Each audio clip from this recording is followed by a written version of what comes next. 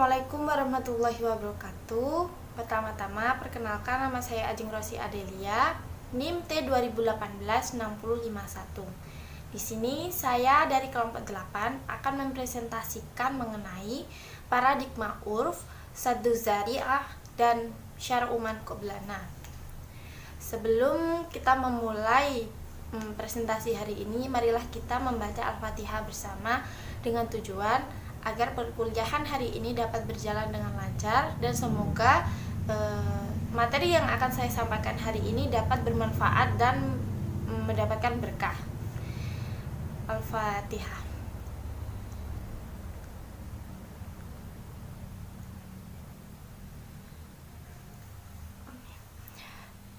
Selanjutnya saya akan membahas mengenai urf. Jadi yang pertama yaitu urf. Secara etimologi, urf berasal dari kata arafa yu'rifu yang sering diartikan pula dengan ma'ruf, di mana berarti sesuatu yang dikenal atau berarti yang baik.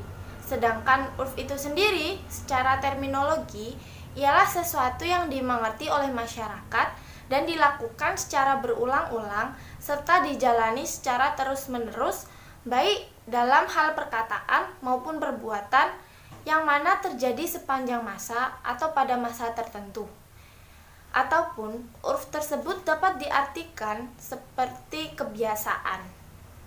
Menurut Mustafa Ahmad Al-Zarho mengatakan bahwa urf merupakan bagian dari adat, karena adat lebih umum dari urf itu sendiri, sehingga seperti berlakunya pada kebanyakan orang di daerah tertentu, bukan pada pribadi atau kelompok tertentu, dan bukanlah sebuah kebiasaan alami yang mana berlaku dalam kebanyakan adat, tetapi muncul dari suatu pemikiran dan pengalaman.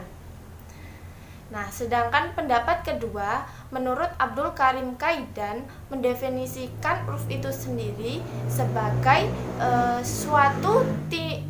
sesuatu yang tidak asing lagi bagi suatu masyarakat karena telah menjadi suatu kebiasaan dan menyatu dengan kehidupan mereka, baik berupa perbuatan maupun perkataan. Sedangkan menurut Abdul Wahab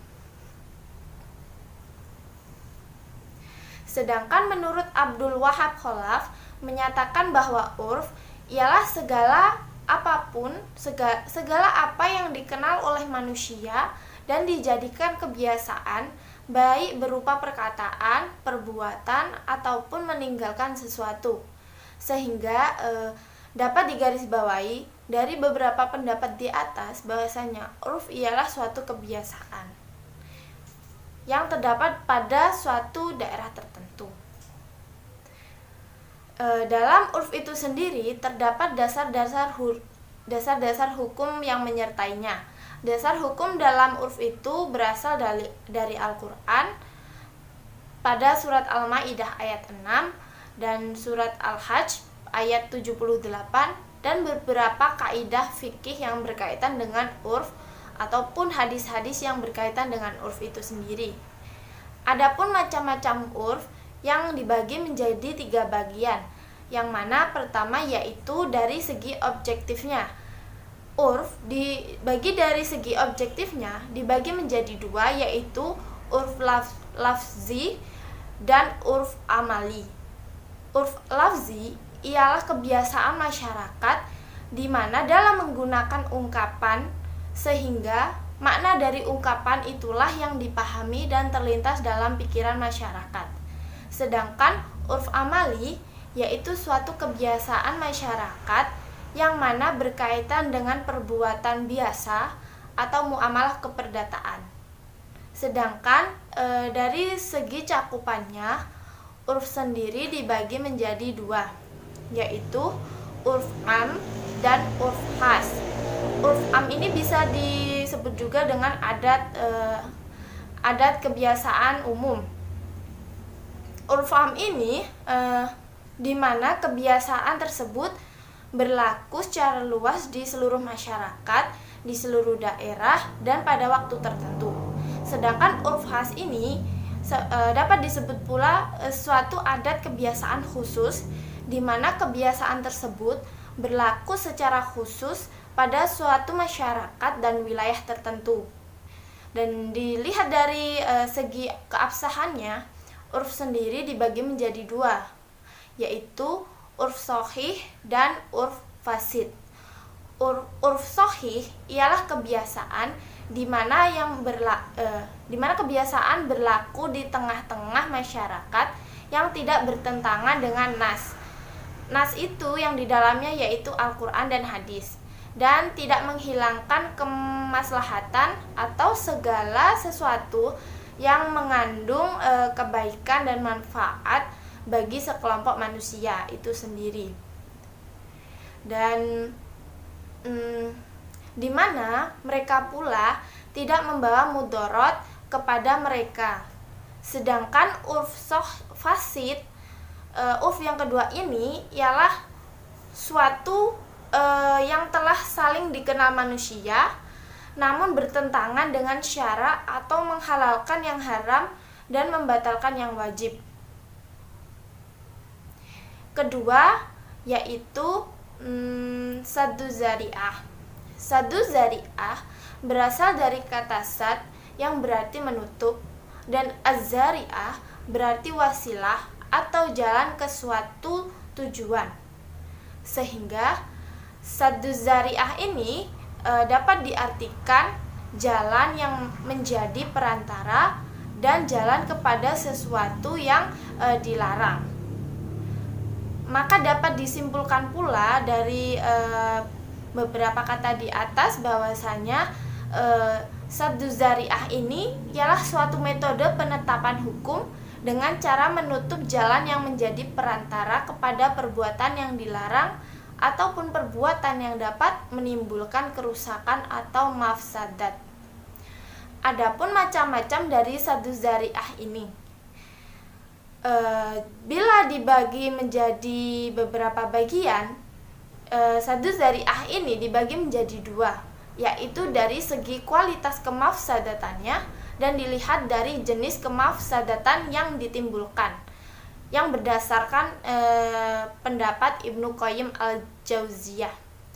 Yang pertama yaitu dari segi kualitas kemafsadatannya.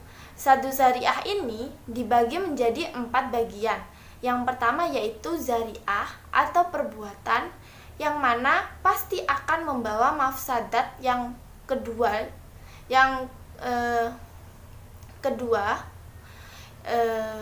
zari'ah atau perbuatan yang membawa mafsadat.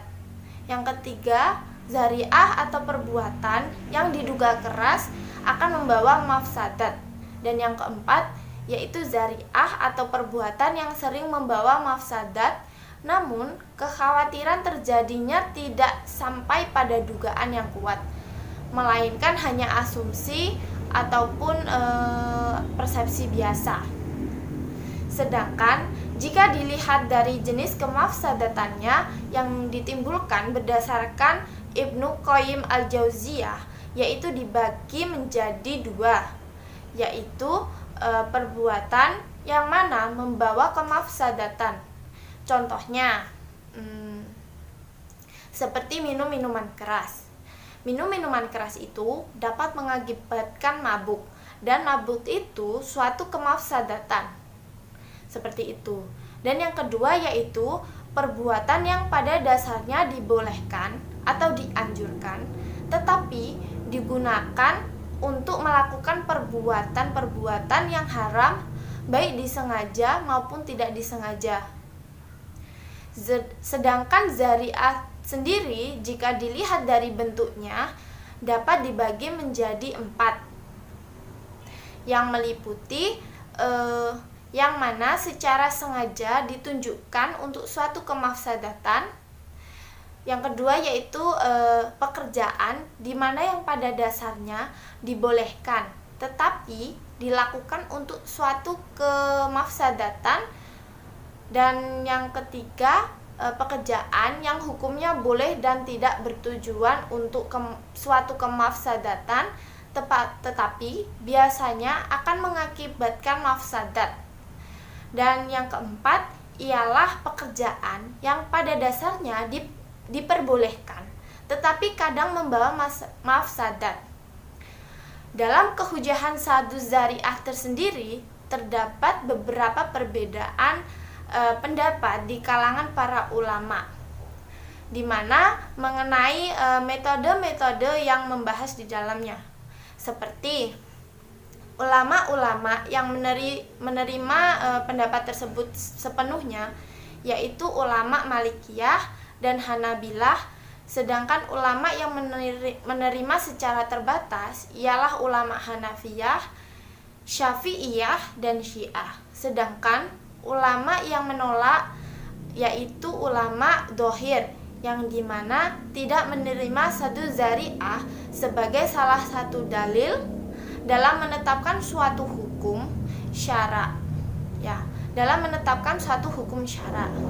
Selanjutnya, dasar hukum pada Saduz Zari'ah sendiri ialah menggunakan pada zari'ah, yaitu terdapat pada beberapa nas yang mengarah kepadanya, yaitu Al-Quran maupun As-Sunnah ataupun kaidah fikih. Yang ketiga yaitu syar'u man qablana. Syar'u man qablana ialah suatu syariat atau ajaran-ajaran Nabi sebelum Islam yang berkaitan dengan hukum-hukum seperti syariat Nabi Ibrahim, seperti syariat pada Nabi Musa, syariat pada Nabi Isa, dan nabi-nabi sebelum Nabi Muhammad. Syar'u man qablana ini memiliki beberapa macam, ialah dibagi menjadi dua bagian, yang mana yang pertama, setiap hukum syariat dari ulama terdahulu namun tidak disebutkan dalam Al-Quran maupun Sunnah. Yang kedua, setiap hukum syariat dari ulama terdahulu namun disebutkan dalam Al-Quran dan As-Sunnah. Dan dari pembagian kedua bagian tersebut dapat diklasifikasikan menjadi tiga bagian, di mana yang pertama yaitu dinasahkan suatu syariat kita atau syariat Islam, di mana tidak termasuk syariat kita menurut kesepakatan semua ulama. Dan yang kedua yaitu dianggap syariat kita melalui Al-Quran dan As-Sunnah. Syariat ini merupakan syariat kita atas kesepakatan ulama. Dan yang ketiga ialah tidak ada penegasan dari syariat kita bahwasanya apakah dinasahkan atau dianggap sebagai syariat kita. Adapun beberapa pendapat dari para ulama mengenai syar'u man qablana ini, atau dapat diartikan syariat sebelum kita.